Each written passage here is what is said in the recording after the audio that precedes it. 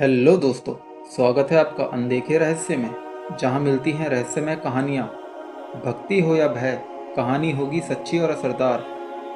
तो आज हम बात करेंगे एक ऐसी सच्ची भूतिया घटना के बारे में जो कि हमारे एक सब्सक्राइबर के साथ घटी, जिसे सुनकर आप डर से कांप जाएंगे। कुछ यात्राएं यादगार होती हैं और कुछ ऐसी डरावनी कि इंसान जिंदगी भर ना भूल पाए। 2017 की एक सर्द रात, अमृतसर की गलियों में छुपा एक ऐसा सच जिसने दो परिवारों की जिंदगी बदल दी और एक होटल के कमरे को बना दिया डर और रहस्य का ठिकाना। ये कहानी है अमृतसर में हुई भूतिया घटना की। इस कहानी में चार लोग हैं, दो भाई और उनकी पत्नियां। चारों मिलकर प्लान बनाते हैं कि इस वीकेंड कहीं घूमने चलते हैं। प्लान करने के बाद यह डिसाइड होता है कि वो सब अमृतसर घूमने जाएंगे। दोनों भाई ट्रेन की टिकट बुक कर देते हैं और जब ऑनलाइन होटल बुक करने की कोशिश करते हैं तो लगभग सभी अच्छे होटल पहले से ही बुक हो चुके होते हैं। इसलिए वो सभी मिलकर यह डिसाइड करते हैं कि अमृतसर पहुंचने के बाद वहीं जाकर किसी होटल में कमरा ले लेंगे। वीकेंड के आते ही सभी ट्रैवल की तैयारी में लग जाते हैं। उनकी ट्रेन शाम की थी जो उन्हें अगले दिन मॉर्निंग में अमृतसर पहुंचा देती। शाम को सभी टाइम पर स्टेशन पहुंचकर ट्रेन में बैठ जाते हैं। ट्रैवल के दौरान सब कुछ ठीक रहता है और वो बिना किसी परेशानी के एंजॉय करते हुए अमृतसर पहुंच जाते हैं। सुबह करीब 10 बजे अमृतसर पहुंचकर रेलवे स्टेशन के बाहर से चारों एक टैक्सी बुक करते हैं और टैक्सी ड्राइवर से कहते हैं कि हमें किसी अच्छे होटल में रुकना है जहां रूम मिल जाए। टैक्सी ड्राइवर उन्हें शहर के कुछ अच्छे होटलों में ले जाता है, लेकिन वीकेंड होने के कारण रूम नहीं मिलता। तब ड्राइवर कहता है एक होटल है जहां रूम मिल सकता है, लेकिन वह शहर से थोड़ा बाहर है। चारों थोड़ी देर सोचते हैं और फिर कहते हैं ठीक है, ले चलो। टैक्सी वाला उन्हें उस होटल में ले जाता है। होटल देखने में थोड़ा पुराना और छोटा दिखाई देता है, लेकिन चारों कहते हैं 2 दिन की ही तो बात है, वैसे भी हमें सारा दिन घूमना ही है, होटल में थोड़ी ना रहना है।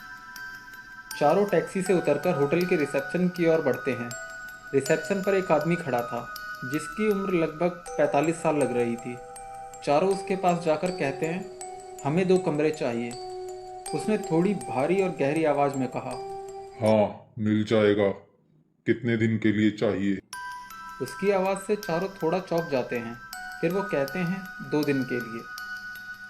उसने कुछ नहीं कहा, बस इशारे में पास खड़े एक लड़के को बुलाया जो लगभग 20 साल का लग रहा था और कमरे की चाबियां देते हुए बोला। इन्हें कमरा नंबर 107 और 108 में ले जाओ। जैसे ही उस लड़के ने इन रूम्स के बारे में सुना, उसने घूर कर उस आदमी की तरफ देखा, लेकिन कुछ बोला नहीं और उन चारों को रूम की तरफ ले गया। सभी रूम्स में पहुंचे।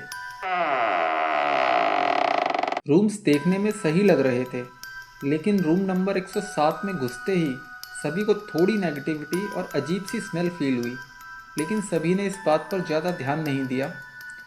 अब हम कहानी के इस मोड़ पर पहुंच चुके हैं कि सभी के नाम लेना ज़रूरी है, पर हमारे सब्सक्राइबर के अनुसार हम उनके रियल नाम ना यूज़ करके इनके काल्पनिक नाम यूज़ करेंगे। बड़े भाई का नाम विक्रम रख देते हैं और उसकी पत्नी का नाम पायल, और छोटे भाई का नाम हिमांशु और उसकी पत्नी का नाम रीमा। रूम नंबर 107 में विक्रम और पायल गए और रूम नंबर 108 में हिमांशु और रीमा। चारों ने थोड़ा रेस्ट किया, फ्रेश हुए और फिर घूमने निकल गए। दिन भर अच्छे से घूमे, एंजॉय किया, फिर रात को बाहर से ही डिनर करके करीब 11 बजे वापस होटल पहुंचे। रिसेप्शन खाली था, वहाँ कोई नहीं था।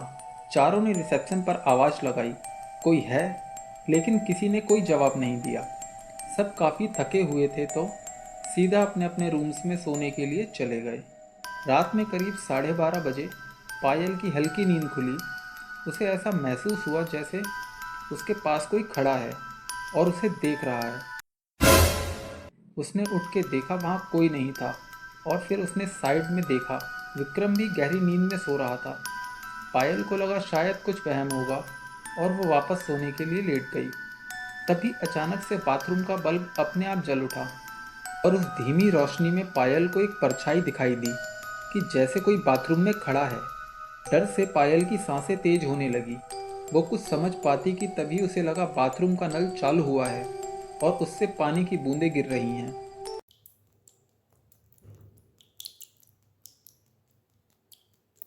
डर से पायल की चीख निकल गई।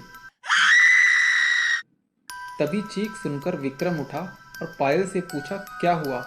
पायल ने डरते हुए विक्रम को बोला, कोई तो है यहाँ हमारे अलावा। देखो, बाथरूम की लाइट अपने आप जल गई और बाथरूम में पानी भी अपने आप चलने लगा। विक्रम बोला, तुमने कोई बुरा सपना देखा होगा, डरो मत, सो जाओ, कोई नहीं है यहाँ। फिर विक्रम बाथरूम का दरवाज़ा बंद करने के लिए उठा। तभी अचानक बाथरूम से कांच टूटने की आवाज़ आई और इस बार विक्रम और पायल दोनों ने ये आवाज़ सुनी। विक्रम और पायल दोनों काफ़ी डर गए और हिम्मत नहीं हुई कि बाथरूम में जाकर देखें कि कांच कैसे टूटा। दोनों जल्दी से रूम से बाहर निकले और हिमांशु और रीमा का दरवाज़ा खटखटाने लगे। थोड़ी देर में हिमांशु ने दरवाज़ा खोला और नींद में विक्रम से बोला, क्या हुआ? क्यों इतनी रात इतनी तेज़ दरवाज़ा खटखटा रहे हो? फिर विक्रम और पायल ने हिमांशु और रीमा को सारी बात बताई, जो कुछ भी उनके साथ घटा। दोनों का घबराया हुआ चेहरा देख के हिमांशु और रीमा ने भी उनकी बात पर विश्वास कर लिया और डिसाइड किया कि अभी रिसेप्शन पर जाकर पूछते हैं, ऐसे कैसे कोई हमारे रूम में आ सकता है। फिर चारों रिसेप्शन की तरफ जाते हैं, लेकिन वहाँ कोई नहीं होता है। वो आवाज़ लगाते हैं, कोई है, लेकिन फिर भी किसी का जवाब नहीं आता। थोड़ी देर इंतज़ार करने के बाद चारों रूम नंबर 108 में वापस आ जाते हैं। विक्रम और पायल में हिम्मत नहीं थी कि वो रूम नंबर 107 में वापस जाएं। फिर चारों को नींद कहाँ आने वाली थी, पूरी रात बैठकर ही निकाल देते हैं और इंतज़ार करते हैं सुबह हो तो इस होटल से निकलें। सुबह 5 बजे विक्रम और हिमांशु वापस रिसेप्शन की तरफ जाते हैं तो उन्हें वो लड़का दिखाई देता है जो कल उन्हें रूम पर छोड़ने आया था। दोनों उससे पूछते हैं, कल रात को कहाँ थे? हम कितनी आवाज़ लगा रहे थे? वो कुछ जवाब नहीं देता। फिर विक्रम रात की सारी घटनाओं से बताता है और पूछता है, बताओ कौन था जो हमारे रूम में घुसा? बताओ, नहीं तो मैं पुलिस कंप्लेंट कर दूंगा। फिर वो लड़का धीमी और घबराई हुई आवाज़ में बोलता है, सर मैं बताता हूँ कौन आया था आपके रूम में। सर 2 साल पहले एक कपल आया था दिल्ली से इस होटल में रहने के लिए। उसे हमने रूम नंबर 107 दिया। फिर एक रात दोनों के बीच बहुत झगड़ा हुआ और रात को उस लड़की ने उसी बाथरूम में खुद को खुश कर लिया।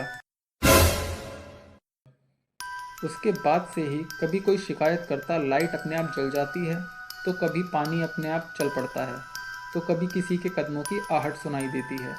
उस लड़के की बातें सुनकर दोनों कुछ नहीं बोले, चुपचाप रूम में आए और रूम में आते ही अपना सारा सामान पैक किया और चारों होटल से चुपचाप निकल गए और दूसरी जगह जाकर होटल में रूम बुक किया। उन सबकी बाकी ट्रिप नॉर्मल रही, पर उस रात की यादें आज भी हर नींद के साथ लौट आती हैं। पायल बताती है, आज भी अगर बाथरूम की लाइट अपने आप जल जाए तो दिल धड़क उठता है। तो दोस्तों, अगर आपको ये कहानी सच्ची और डरावनी लगी तो इस वीडियो को लाइक करें, कमेंट करें, दोस्तों के साथ शेयर करें और चैनल को सब्सक्राइब करना ना भूलें। ऐसे ही और रियल हॉरर स्टोरीज़ के लिए जुड़े रहिए हमारे साथ। शुभ रात्रि।